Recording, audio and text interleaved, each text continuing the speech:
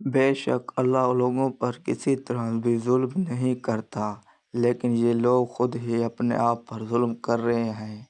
کسی مسئلے اور اس کے حل کے درمیان سب سے کم فاصلہ آپ کے گھنٹوں اور فرش کے درمیان فاصلہ ہے۔ ہر مسئلے کا حل صبر اور استغفار میں ہے۔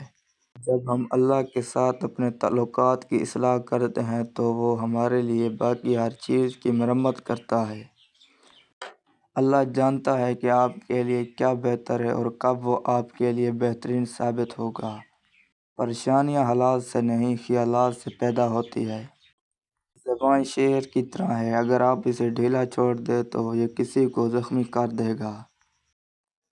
اتنے خشک نہ بنو کہ توڑ دیے جاؤ اور اتنے نرم نہ بنو کہ نچوڑ دیے جاؤ۔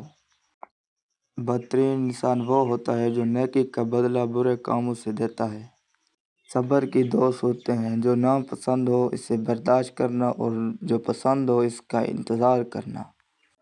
تین چیزیں ایمان کو تباہ کر دیتی ہیں: امیروں کی محفل، عورتوں کی صحبت، جاہلوں سے بحث۔